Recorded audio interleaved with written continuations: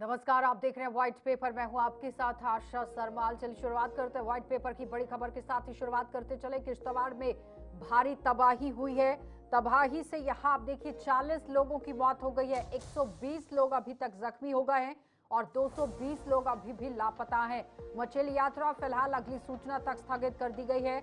अमित शाह ने मुख्यमंत्री उमर अब्दुल्ला से बातचीत की है और किश्तवाड़ में जिस तरह से भारी तबाही आई है उसको लेकर पूरी जानकारी हासिल की गई। लेकिन तबाही में 40 लोगों की अभी तक बताया गया है कि मौत हो गई है, 120 लोग जख्मी हो गए हैं और 220 लोग अभी तक लापता बताए गए हैं। और किश्तवाड़ में बादल फटने की वजह से कई लोगों की मौत हो गई। चशोटी गांव में मचेल माता की धार्मिक यात्रा जो है वो चल रही थी और बादल वही यहां पर फटा है जहां से यात्रा शुरू होने वाली थी। श्रद्धालुओं की बसें, टेंट, लंगर, कई दुकानें बाढ़ में बह गई हैं। मचेल यात्रा तीर्थ यात्रा हर साल यहां पर अगस्त में होती है और इसमें हजारों श्रद्धालु पहुंचते हैं। 25 जुलाई से 5 सितंबर तक ये यात्रा चलेगी और फिलहाल इसे स्थगित कर दिया गया है। ये रूट जम्मू से किश्तवाड़ तक 210 किलोमीटर लंबा है और इसमें पाडक से चोशोटी तक 19.5 यानी कि 19.5 किलोमीटर की सड़क पर गाड़ी पर आप जा सकते हैं और उसके बाद 8.5 किलोमीटर आपको पैदल यात्रा करनी होती है। और जहां पर आप गाड़ी को छोड़ते हैं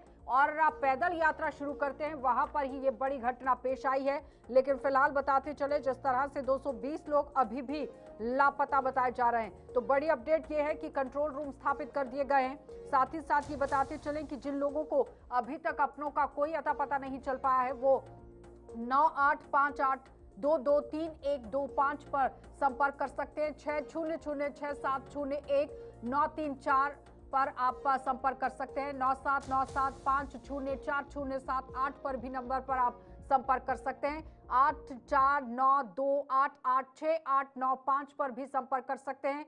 8493801381 ये नंबर है जिस पर आप कांटेक्ट कर सकते हैं।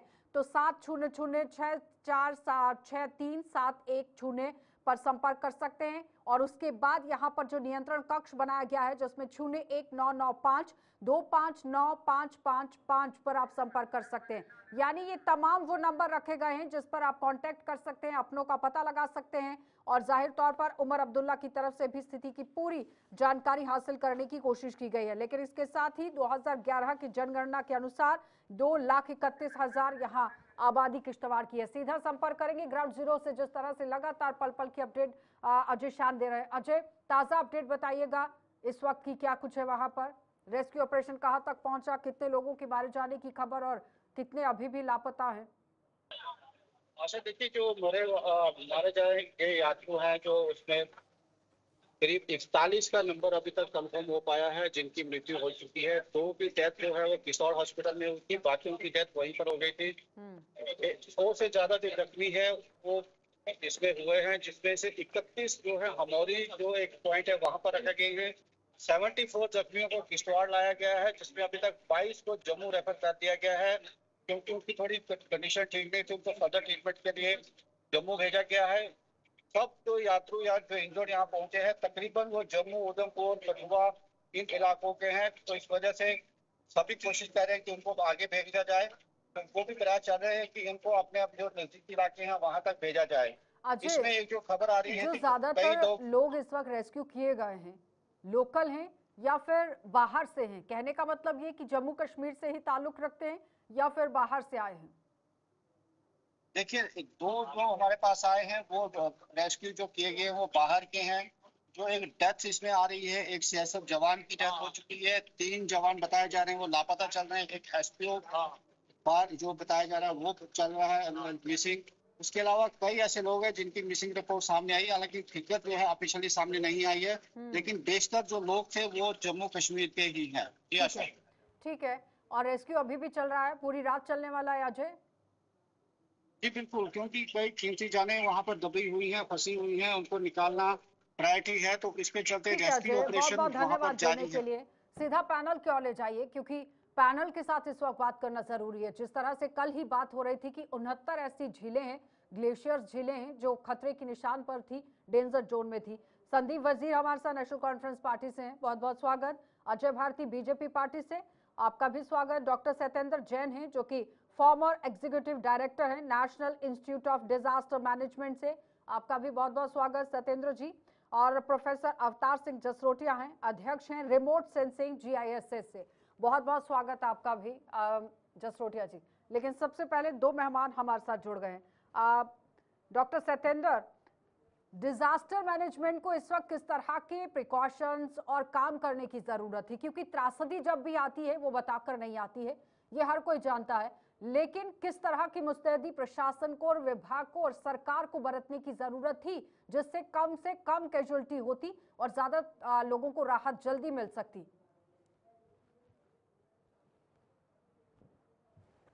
कि अभी फिलहाल क्लाउड बस्ट की घटनाएं बहुत ज्यादा हुई हैं और अभी अभी हम धरालियों की त्रासदी से भी अभी उभरे नहीं हैं। हिमाचल में भी आपने देखा होगा कई तरह की त्रासदियां और क्लाउड बस्ट की घटनाएं हुई है। किश्तवाड़ में नई घटना हुई है जो आज की घटना है, जिसमें काफी लोग हताहत हुए हैं। लेकिन जहां तक रिस्पांस का सवाल है या रेस्क्यू का सवाल है, उसके लिए हमारे पास काफी हम लोगों ने कार्य किया और अभी भी हमारी जो NDRF है, SDRF है, लोकल रिसोर्सेज हैं, वो काफी एफिशिएंट है रिस्पॉन्सिव रेस्क्यू ऑपरेशंस के।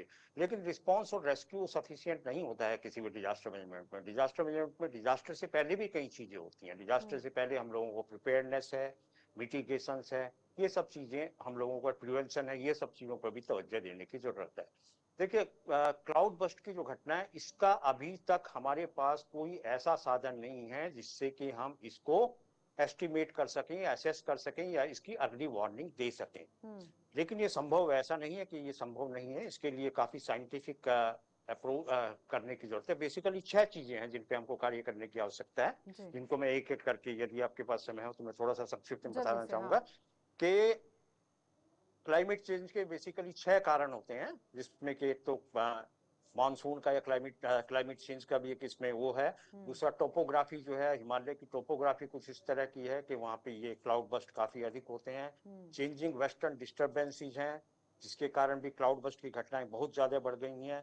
और लोकलाइज जो कुछ इफेक्ट्स होते हैं उसके कारण भी ये रोग होते हैं। दूसरा जो है, ये नेचुरल बफर जो जोन है वो हमारे खत्म होते जा रहे हैं। जैसे कि हमारे ग्लेशियर्स जो हैं वो पिघल रहे हैं, ग्लेशियर श्रिंक कर रहे हैं, जिसके कारण भी। और एक सबसे बड़ी घटना जो सबसे बड़ा कारण जो इसका है वो है अर्बनाइजेशन। और जो कि हम लोगों ने ऐसी जगह पे भी घर बना लिए हैं, ऐसी जगह को भी हमने तब्दील कर दिया है रेजिडेंशियल में, जहाँ के बाढ़ आना ही आना है। जैसे कि आपने इसके अंदर धराली के अंदर भी देखा होगा कि हम लोगों के जो रेजिडेंट्स थे वो ऐसी जगह पे थे, ऐसी जगह पे होटल्स बनाए हुए थे जहाँ पर के जिस तरह से बफर जोन की वो बात कर रहे हैं, ग्लेशियर्स पिघलने की बात हो रही है, ठीक है डॉक्टर सत्येंद्र, मैं आपके पास आऊंगी। प्रोफेसर अवतार जी, अब ये बताइए कि जिस तरह से कल ही हम इस पर बात कर रहे थे कि ग्लेशियर्स की वजह से जो डेंजर जोन में यहाँ झीलें डाली गई हैं, तो सतर्कता बरतने की जरूरत थी, और आज महज 12:30 बजे ही आप देखिए किस तरह की घटना पेश आ गई है।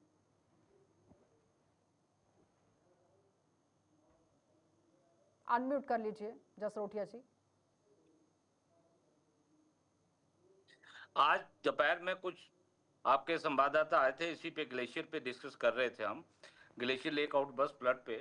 तो उसी समय वहां से न्यूज एक आ गई कि ये ऐसे ऐसे चिशोती में क्लाउड बस्ट हो गया। मेरे पैनल एक्सपर्ट ने पहले जो बताया, मैं उसी पे थोड़ा सा आगे जाऊंगा कि आज लेकिन जसरोटिया जी, आप तो लोकल हैं, जम्मू कश्मीर से हैं, आपको क्या वजह लगती है कि किश्तवाड़ के अंदर जो चिशोती के अंदर ये क्लाउड बस्ट हुआ है, कारण क्या है? कारण इसका ये है कि पहले हम कहते थे कि ये ग्लोबल वार्मिंग है, क्लाइमेट चेंज है। ग्लोबल वार्मिंग भी है, क्लाइमेट चेंज भी है। ये सब कुछ जो क्लाउड फॉर्मेशन हो रही हैं, जो क्लाउड फॉर्मेशन जो हो रही है, जो सारी टेली कनेक्शन से हो रही है, टेली कनेक्शन से हो रही है, ओरोग्राफी रेनफॉल हो रही है। कहाँ सब ओशन में टेम्परेचर राइज कर रहा है और उसी की वजह से इवेपोरेशन ज्यादा हो रही है। इवेपोरेशन से कंडेंसेशन क्लाउड हो रहे हैं, उसी से प्रेसिपिटेशन हो रही है। तो इसको हम प्रेसिपिटेशन को ओरियोग्राफी रेनफॉल करेंगे, ओरियोग्राफी प्रेसिपिटेशन करेंगे। बे ऑफ बंगाल में, अरबियन सी में जो सारा टेम्परेचर राइज कर रहा है और हाई रिचेज ऑफ हिमालयन में कंडेंसेशन ऑफ क्लाउड हो रहा है, जो वेपोरेशन वहां से हो रही है, उसी से वजह से जो है प्रेसिपिटेशन हो रही है। ये इसका पार्ट है एक एल निनो और ला निनो इंसो जो सदर्न ऑसिलेशन में हो रहा है सब कुछ। ये सारा atmospheric science relation between the weather pattern and the climate anomaly की वजह से सब कुछ हो रहा है। और आज जो आप सिसोटी में हुआ है सब हाँ। कुछ, ये क्लाउड बस्ट का पार्ट है। मैंने सैटेलाइट डाटा पे डाल के और टोपोग्राफी डाटा के डाल के देखा, जहां इन्होंने टेंट लगाया था लंगर का, उसी से हार्डली 8 या 9 किलोमीटर डिस्टेंस से क्लाउड बस्ट ऊपर से आया, जो स्ट्रीम आई है। सबसे विलंबना ये है कि हमें पता था 1 हफ्ता पहले उसी के जसनी नाला साथ है उसका, जो जसोती नाला के साथ है, लास्ट 1 वीक पहले वहां क्लाउड बस्ट हुआ है। बट उस क्लाउड बस्ट के जो स्ट्रीम थी वो पलाई और हक्कू विलेज के बीच में पार्ट था, तो वहां सेटलमेंट कहीं नहीं था। फॉर्चुनेटली यहाँ इस एरिया में जो इन्होंने लंगर लगाया था, तो लंगर से जो क्लाउड बस्ट हुआ है और उसी वजह से सारी ट्रेजेडी हुई है। संदीप जी, इसको वो कह रहे हैं कि 1 हफ्ता पहले क्लाउड बस्ट हुआ था 9 किलोमीटर पीछे जगह पर, और उसी के आगे आप टेंट लगा देते हैं। तो जब सरकार इस तरह से काम करती है, लोगों को राहत पहुंचाने के लिए आप लंगर का टेंट लगा देते हैं, लेकिन प्रिकॉशंस लेना और मापदंडों का ख्याल रखना कितना जरूरी रहता है, क्योंकि आप लोगों की जिम्मेदारी बनती थी कि अगर इस तरह से 69 जो झीलें हैं वो चिन्हित की गई थी कि डेंजर जोन में है, तो फिर कमेटी बनाई गई, उस कमेटी ने कितना काम किया, जिसका खामियाजा आज किश्तवाड़ के अंदर चुशोती के जो लोग हैं उनको भुगतना पड़ा है। तो ये तो आपका काम था ना, केंद्र शासित प्रदेश के अंदर तो आपकी सरकार चल रही है। देखिए, जो ये हादसा हुआ है ये बहुत दुखद है, और मैं heartfelt condolences to the families of affected. जहाँ पे ये बात तो है ही है कि दुख की बात तो है, आप अब आरोप प्रत्यारोप में जाएंगे तो इसने ये किया, इसने वो किया, ऐसी बात मैं नहीं समझता कि आज के दिन में हमें ये चीजें देखनी जो कमेटी बनाई लेकिन काम क्या किया, क्योंकि पहले ही डेंजर जोन में बताया गया कि 69 ऐसी झीलें हैं जो किश्तवाड़ के अंदर भी, जसरोटिया जी हमारे साथ बैठे हुए हैं, कल भी इनसे बात हो रही थी, तो उसे लाइटली नहीं लिया जा सकता है। संदीप जी, वही मैं आपको बता रहा हूँ, जैसे कि कमेटी बना दी गई थी, और कमेटी का काम था ये इंश्योर करना कि भाई लोगों को समझाया जाए कि ये क्रिटिकल जोन है, इस इलाके में आप ऐसा ना कीजिए, और according to the directions of the government ही काम कीजिए। लेकिन आप जानती हैं कि क्या होता है कि ऐसी यात्राओं में लोग रिलीजियसली चार्ज भी बहुत होते हैं और इतना अच्छा माहौल होता है, तो कई बार अपनी तरफ से भी लोग कुछ स्टेप्स ले लेते हैं, तो उनको उन चीजें करने के लिए मना नहीं किया जा सकता, क्योंकि श्रद्धा का मसला होता है। अजय जी जल्दी से, वो कह रहे हैं कि रिलीजियस प्लेस है, वहां पर लोग भी कुछ इस तरह से खुशी का माहौल बना देते हैं, लेकिन उसके बावजूद ही आपको नहीं लगता है कि सेफ जोन में काम करना जरूरी है? लोगों की जिंदगी को बचाना सबसे बड़ी बात है। मैं आपकी बात से संदीप जी एक सेकंड, आपकी बात से बिल्कुल एग्री करता हूँ, लेकिन ये है कि एक सेकंड अजय जी जवाब दीजिएगा प्लीज। काफी सेंसिटिव माहौल होता है, तो वहां पे लोगों को खुद भी ये चीज का ख्याल रखना चाहिए कि अगर आपको मना किया गया है तो आप वहां पे ना उस चीज को करें। कह रहे कि लोगों को ध्यान रखना है, ये सरकार को भी ध्यान रखना है, प्रशासन को भी रखना है, या सिर्फ लोगों को रखना है? मैम आप मेरे को एक बात बताइए, अगर वहाँ संदीप जी एक सेकंड सुन लीजिए, अजय जी की आवाज सुन लीजिए। संदीप जी अजय जी, उसको अगर हम फोर्सिबली रिमूव करेंगे तो वो एक डिफरेंट इशू बन जाएगा। हम सिर्फ एडमिनिस्ट्रेशन उनको समझा सकती है, ओनर्स लोगों के ऊपर भी होता है कि अगर एडमिनिस्ट्रेशन। अजय जी मुझे ब्रेक पर जाना है, जल्दी से कमेंट कर दीजिएगा प्लीज। बोले ही जा रहे हैं ना। देखिए, मैं सबसे पहले तो अपने जो शॉक है, सचमुच में शॉक, सैड और ग्रीविंग है, क्योंकि हॉरिफिक इंसिडेंट हुआ है, इस पर अपनी कंडोलेंसेस एक्सप्रेस करता हूँ। और जो जिनकी मौत हुई है, जो जिनकी डेथ हुई है, उनके सदगति के लिए, और बाकी इंजर्ड है जल्दी ठीक हो, इससे ईश्वर के लिए प्रार्थना है। दो चीजें इसमें, इसको ये इतना सीरियस इशू है, इसको हम कैजुअली नहीं ले सकते। बहुत फैक्टर्स हैं, प्रिपरेशंस करने के बाद भी कई बार इतने आते हैं, और ये सिर्फ क्लाउड बर्स्ट की बात नहीं है, बहुत सी चीजें ऐसी हो रही है कि जो दुनिया में बदल हो रहे हैं, तो उसका कारण, उसको चाहे क्लाइमेट चेंज बता दीजिए आप, राइजिंग टेम्परेचर्स कह दीजिए, रीजन साइंटिफिकली एक्सप्लेन किए जाते हैं। लेकिन इस सब होने के बाद भी एडमिनिस्ट्रेशन का भी अपना एक कर्तव्य ये रहता है कि जहां पर आपके कुछ पहले से अगर फोर वार्निंग्स है, अगर पहले से ही कुछ कॉशन किया जा रहा है एक्सपर्ट्स के द्वारा, तो उस वक्त एडमिनिस्ट्रेशन लोगों को सिर्फ समझाना नहीं, समझाना एक छोटा हिस्सा होता है, एडमिनिस्ट्रेटिव विल भी होती है। ब्रेक के लिए अजय जी जल्द वापस लौटेंगे, आप बने रहिए हमारे साथ।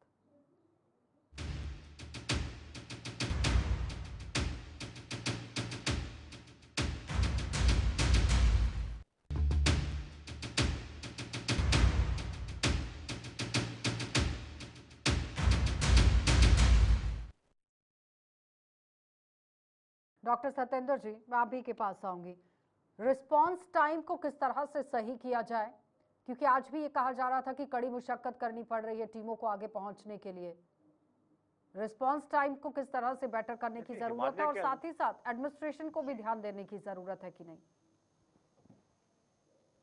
नहीं, आपने बिल्कुल सही कहा है। देखिए, सबसे पहले कोई भी डिजास्टर होता है, रिस्पांस इमीडिएट होना चाहिए। हम लोगों बोलते हैं सो गोल्डन आवर। गोल्डन आवर वो समय होता है जबकि जान की ज्यादा से ज्यादा हम सुरक्षा कर सकते हैं, सुरक्षित लोगों को बाहर निकाल सकते हैं। तो ये गोल्डन टाइम के लिए, इसको कम करने के लिए हम लोगों ने काफी काम किया। ऐसा नहीं है कि हिंदुस्तान के अंदर सबसे बेस्ट डिजास्टर रिस्पांस का सिस्टम है। हमारे पास एनडीआरएफ है, एसडीआरएफ है, लोकल रिसोर्सेज है। लेकिन चूंकि हिमालय का टेरेन ऐसा है जहाँ पे इस तरह की यदि आपदाएं होती हैं तो पहुंचना बहुत मुश्किल हो जाता है। केवल डिजास्टर में रिस्पांस की बात नहीं होती, रिस्पांस से पहले भी कई चीजें हैं। प्रिवेंशन है, प्रिपेयर्डनेस है, मिटिगेशन से, तीन चीजें होती हैं। तो प्रिवेंशन में या तो ऐसी डिजास्टर्स हो ही ना, इसके लिए हम लोग कैसे क्या कार्य कर सकते हैं। दूसरा प्रिपेयर्डनेस के हम इसकी अर्ली वार्निंग सिस्टम को कैसे बेहतर किया जा सकता है। अभी आपने देखा होगा हमारे पास साइक्लोन के लिए बड़ी अच्छी अर्ली वार्निंग सिस्टम है, हमारे पास सुनामी के लिए बड़ा अच्छा वार्निंग सिस्टम है। 2000 में आया था, उसके बाद काफी हम लोगों ने इस पे काम किया। लेकिन हिमालय के अंदर अनफॉर्चुनेटली अभी ऐसा कार्य करने की आवश्यकता है। काफी गैप्स हैं, वो कह रहे हैं कि जिसमें कि यदि डॉपलर रडार है, डॉपलर रडार जरूरत है कि अगर कोई आपदा आ रही है उससे पहले प्रिवेंशन अलर्ट पर हो जाना बहुत जरूरी है। उससे पहले बहुत जरूरी। रिस्पांस में कोई कमी नहीं है। देखिए, क्योंकि हिमालय के अंदर टेरेन ऐसा है कि अब कई बार मौसम खराब रहता है, डिफिकल्टीज होती हैं, लैंडस्लाइड्स हो जाते हैं, रास्ते रुक जाते हैं। तो ऐसी चीज में हम धराली में भी देखा और यहाँ भी देखा होगा जो रेस्क्यू जो फोर्स है उसको पहुंचना। और एक सबसे महत्वपूर्ण चीज जो इसमें मैं कहना चाहूंगा, लोकल रिसोर्सेज को हमको डेवलप करने की जरूरत है। क्योंकि ऐसी जगह में जहाँ के डिफिकल्ट टेरेन है, जहाँ पे अप्रोच बड़ा मुश्किल है, वहाँ के लोकल रिसोर्सेज को हम पूरा महत्व दें। क्योंकि जब ऐसा कैंप लगा रहा था, जैसे संदीप जी ने भी बताया कि लोग नहीं मानते हैं, लोग ये हमारा कोई ये कोई तर्क नहीं है कि लोग नहीं मानते हैं। प्रशासन की ये जिम्मेदारी है कि लोगों को उनकी जान माल की सुरक्षा की जाए। इसके लिए हम लोग ऐसी जगह पे जो कि डेंजर जोन है, उस डेंजर जोन को हमको अवॉइड करने की जरूरत है, जो कि प्रिवेंशन है, प्रिवेंशन का पार्ट है। मिटिगेशन का है कि हम ऐसे जगह पे। आवाज नहीं आ रही है क्या?